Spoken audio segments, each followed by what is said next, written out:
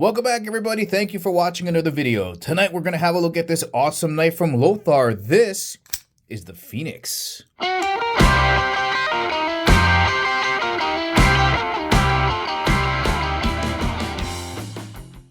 And as always, guys, if at the ending of the video you want to purchase this awesome knife from Lothar and help support the channel, make sure you check out the link in the description below because we do get a commission if you purchase this item. And before getting started, just want to thank the good folks out at Lothar for sending me this knife to review. Let's get started. Alright, let's begin with a quick size reference next to a large permanent marker so you get a better idea for how big this knife is. Let's turn it on its side, get a different perspective. Here it is opened up all the way. And I backed up the camera just to fit it in frame so we can get it vertically. Here's a rough measurement for overall length closed. Looks like it's coming in at right around 5.5 inches. Let's have a look with the blade open. Overall length coming in at just about 10 inches long. Let me get you guys an idea for how thick this knife is. So here's a pair of chopsticks. This is the thicker side. This is the thinner side. No way is that thinner side going to cover it. Maybe that. Not even that. Look at the thickness of these G10 scales. So definitely thicker than a pair of the bigger side of a pair of chopsticks.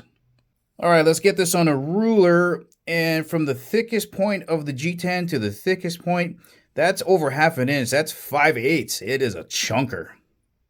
What about the blade thickness? Look at that. That's got to be at least 2/4 thick. Let's have a look at that.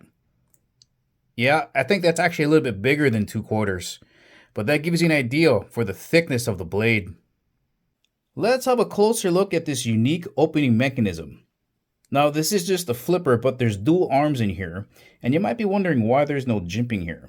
Well, if we take this little curve here, put your finger in there and flip it around, you can see the jimping now is on this side, and the side that was on the top is down here. It's smooth, so you can use it as a finger guard. This is riding on a ball bearing pivot, and for such a large blade, it opens up super quick and super smooth. Let's have a look up front. We have a drop point blade design, a little bit thinner. Most of the time, drop points have a pretty thick belly here, but that's a very slim drop point. Take you back up to the top here, and we saw the thickness here. Drop points always stay thick all the way to the tip, so you're going to have a very robust, strong tip. Razor sharp edge, black finish. We can see the fuller cut on both sides. That takes a little bit of weight off of the blade itself. Oh, look at that edge. Gonna slide you guys right down here so you can see that the blade steel is D2 steel. If you're not too familiar with this stuff, it takes a really nice edge. It's extremely hard, so the edge retention is going to be great. Corrosion resistance is going to be great. The only thing you got to know is to sharpen this, you're going to need a little bit harder of a sharpening stone because this is a tougher steel. This is a liner locking knife, so if you follow the liner all the way up here, there's an arm that swings out to the base of the blade to lock it in place. And then when you want to take the knife down, you just move it on the side, close it up. Let's have a look at the liner on the inside of the knife, and we can see that there are cutouts on both sides, and that is there to save on weight.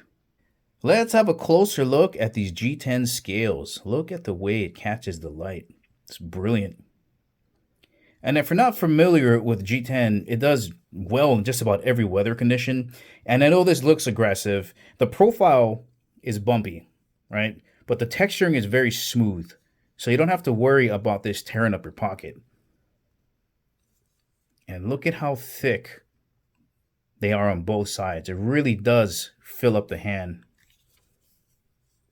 Beautifully done. Let's have a look at the top of the knife here. They've used standoffs here instead of a backspacer, which I'm a huge fan of standoffs because it's a lot easier to clean dirt out of here. Got a lanyard hole in the back.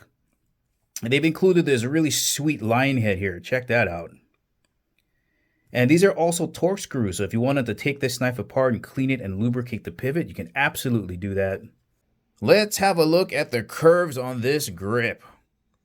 All right, not too much of a palm swell coming out this way, but nice curves right in here, right? Narrows up here, swells up here. Feels really good when you pinch grip up here. The G10 texturing, again, nice and smooth. But nice grittiness here. You're going to get good grip on here.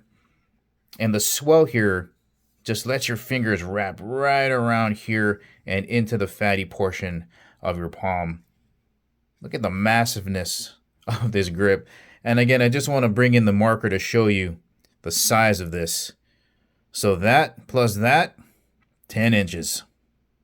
And this knife is all blacked out to give you that tactical look. It's got the black finish on the blade, black liners, black G10 scales, black hardware.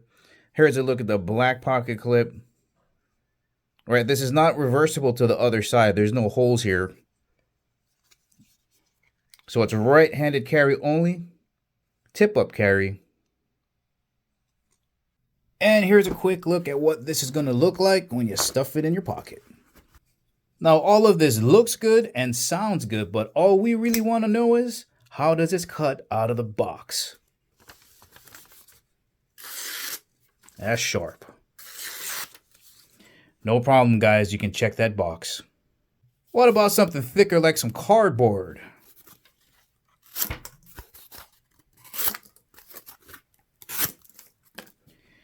That's some sharp stuff.